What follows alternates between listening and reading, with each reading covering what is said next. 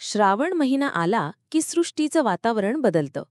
धरणी हिरवीगार होते, आभाळ बरसतं आणि या पावसाळ्याच्या पवित्र काळात एक खास सण साजरा होतो, नागपंचमी.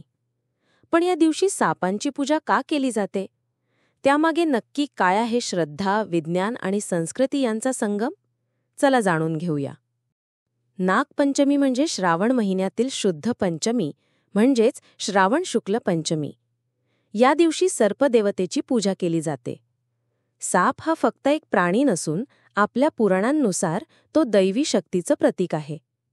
भगवान शिवाच्या ब्रळ्यात वसणारा वासुकी नाग, भगवान विष्णूचा शेष नाग आणि मनसा देवी यांसारख्या अनेक देवतांशी सर्प जोडलेले आहेत.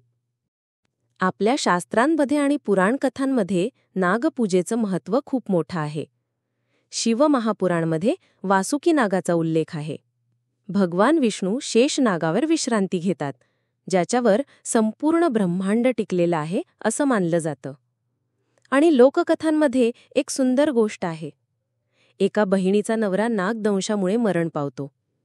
ती बहीण नागदेवतेची प्रार्थना करते, उपवास करते आणि तिच्या श्रद्धेमुळे तिच्या पतीला पुन्हा जीव मिळतो. म्हणून नागपंचमीला काही ठिकाणी स्त्रिया आपल्या भावासाठीही उपवास करतात.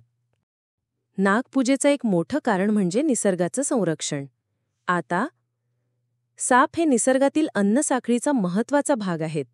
ते उंदीर, बेडूक यांसारखे जीव खाऊन शेतीचं रक्षण करतात. जर साप नसते तर शेतीत किडीचं प्रमाण खूप वाढलं असतं. पावसाळ्यात सापांची भुयारे पाण्याने भरतात, त्यामुळे ते बाहेर पडतात.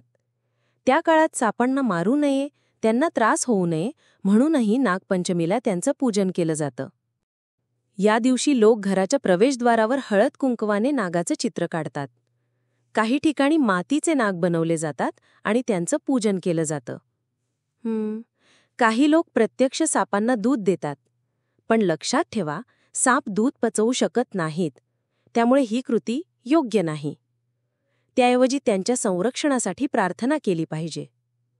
स्त्रिया उपवास करतात, नागपंचमी व्रतकथा ऐकतात आणि हा मंत्र म्हणतात: ओम नमो नागराजाय नमः, ओम वासुकेश्वराय नमः.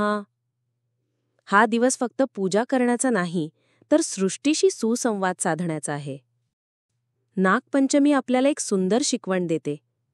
जे आपल्या जीवनाला त्रासदायक वाटतं ते नष्ट न करता समजून घ्यावं.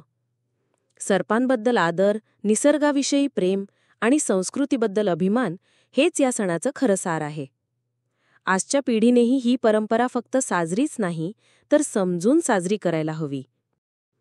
चला तर मग, या नागपंचमीला आपणही एक संकल्प घेऊ: निसर्ग, प्राणी आणि परंपरांचा आदर करायचा. सापांपासून नाही, अज्ञानापासून भीती ठेवायची. नागदेवाला वंदन करूया. आपल्याला समृद्धी, आरोग्य आणि शांती लाभो. जर ही माहिती तुम्हाला उपयोगी वाटली असेल तर GD कॉर्नरला सबस्क्राईब करा, या व्हिडिओला लाईक करा आणि इतरांपर्यंत ही सुंदर परंपरा पोहोचवा. आणि कमेंट्समध्ये तुमचं मत नक्की लिहा.